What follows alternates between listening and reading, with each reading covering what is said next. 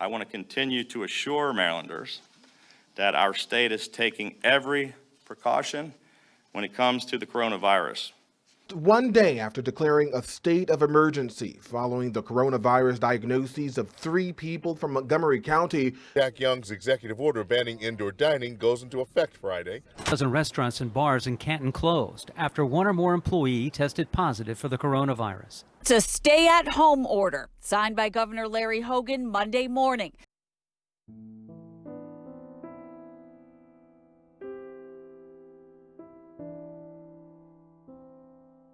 Good evening, everybody. My name is Garrett Harvest. The year is 2020. Billions of people are out of jobs. Various clubs, bars, and entertainment venues have been shut down. Now, while a lot of people are out of a job, we're going to focus on a specific group of people, stand-up comedians. Stand-up comedians are unique individuals that come from different type of backgrounds and different cultures. So tonight, we're going to focus on these comedians and see how the pandemic has affected their lives. First comedian we're going to look at is Ivan Martin. Before the pandemic hit, he was a nationally touring comedian. Now let's see what he's up to.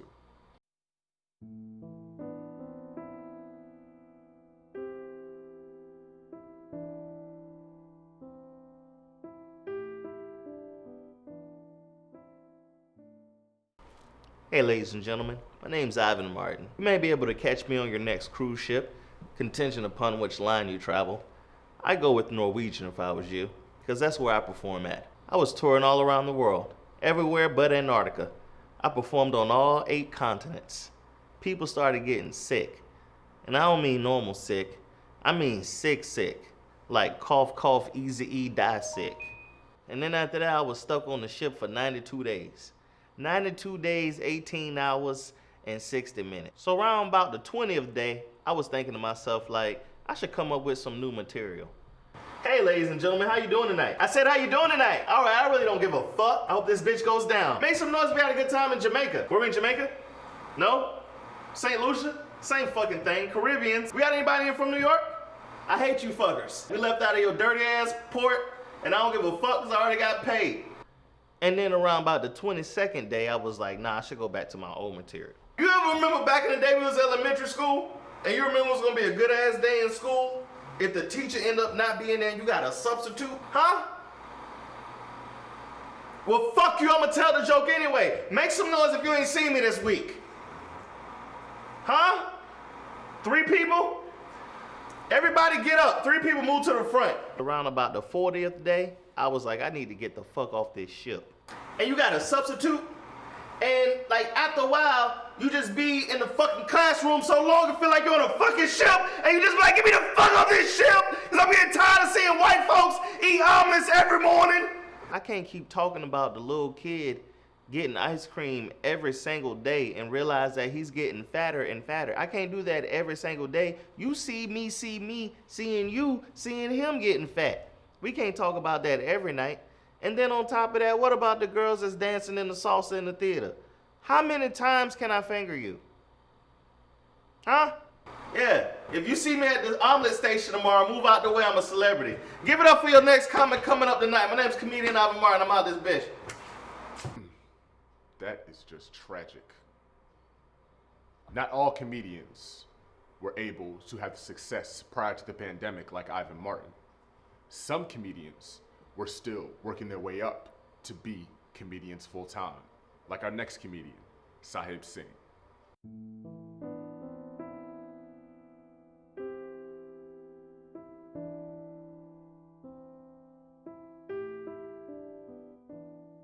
Sahib Singh.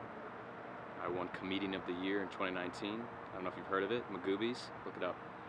Being Comedian of the Year and dealing with COVID has been extremely difficult.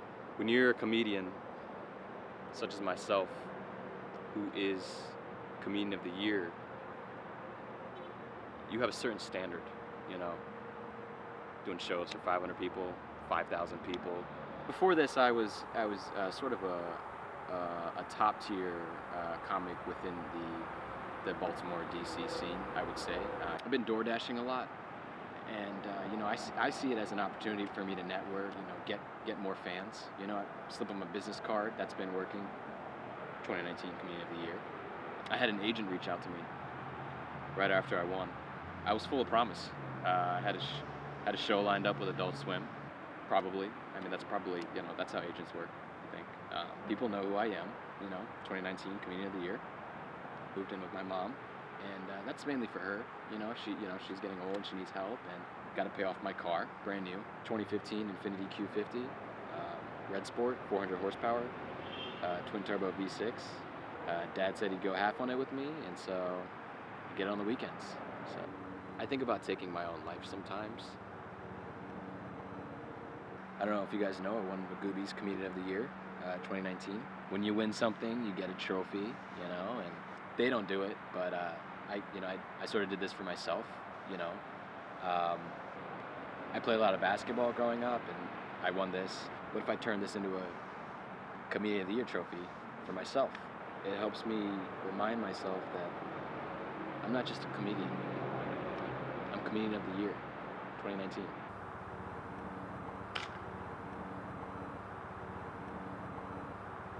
Oh, fuck.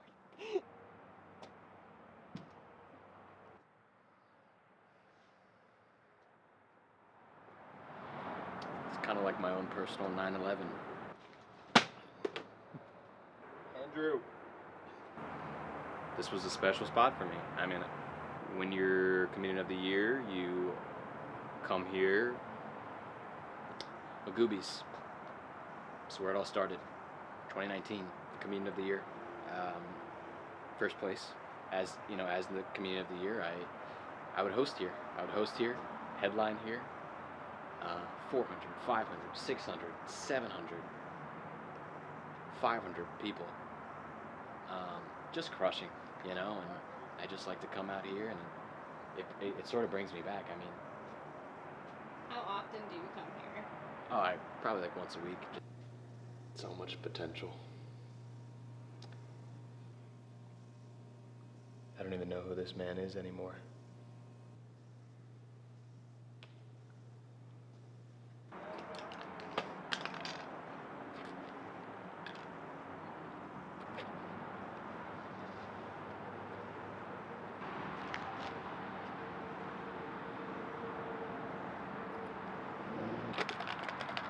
I don't even care.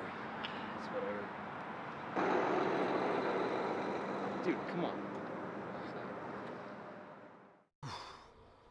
Heartbreaking. They say in order to be a successful comedian, you must adapt to new ways of thinking and new ways of performing. Our next comedian was able to take her talents to social media to find a new outlet for her comedic passion. Megan Graves.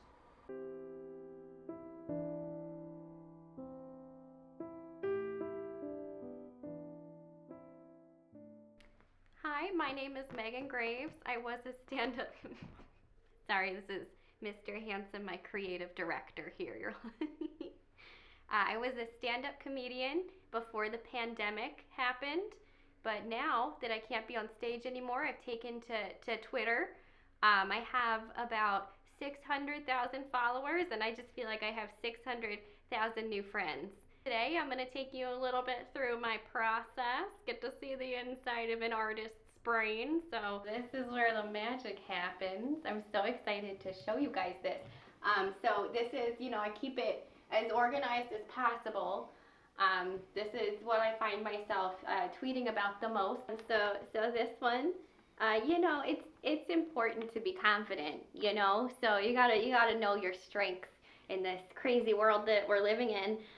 People ask me, what's it like being Twitter famous? Do you ever get anxious about it? And the answer is all the time. I am just crippled with anxiety. This one, I just think that's so silly. I got butts for brains. People must read that and be like, Megan, you crazy kook. I want to, put the message out there. Talk about things that are a little, people are hesitant to talk about them. There could be some shame associated with it. I really want to burst through that door, no matter what the response might be.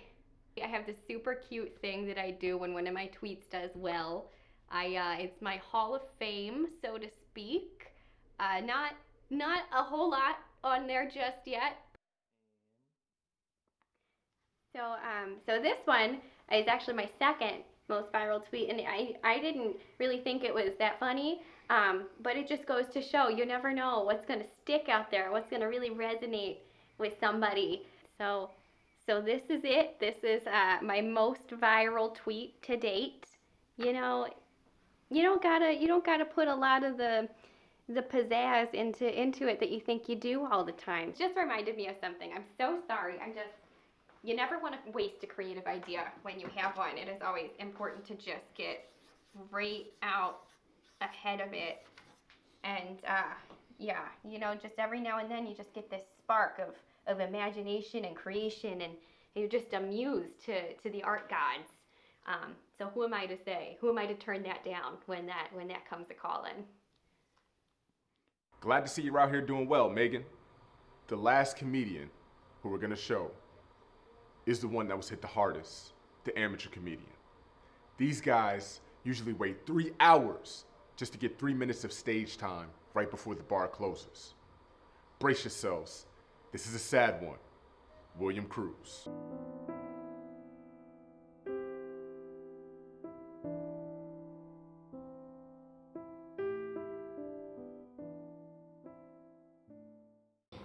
Hi, I'm William Cruz, and it is very good to be here.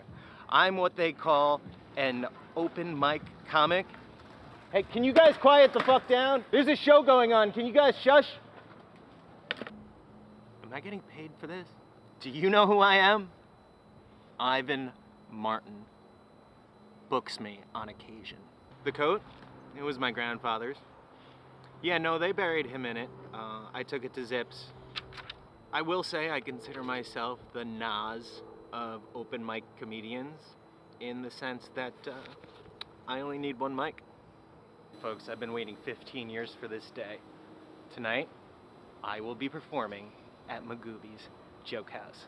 Let's go inside. Safety protocol, COVID-19. Andrew! I'm just gonna call him. Do you have the number? I'll Google it. Hi, can I speak with Andrew? It's William Cruz. William Cruz. Ivan Martin's friend. No, I know Ivan Martin. Andrew? Hello? He must have lost service. I'm gonna call Ivan. Give me a second. Ivan! Hey, what's going on? It's William. William Cruz. Ivan?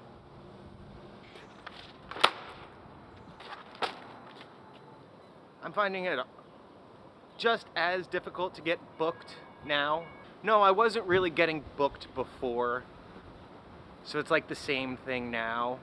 We're here where it all started, the Baltimore Comedy Factory. Open mic comedy! It's your open... Excuse me, sir, can I tell you a joke? Man, you go fuck yourself. One joke! You going to the open mic? Open mic. Comedy. Yeah. What a great evening for comedy. Next comic coming to the stage. Very funny, man. Sir, do you have a joke for us?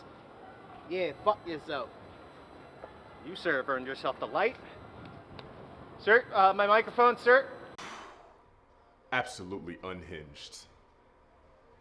That's been our show, ladies and gentlemen. We've seen how devastating this pandemic really was. Make sure you support your local comedians. I've been Garrett Harvest. Everybody have a great night. And I would like for you to follow me on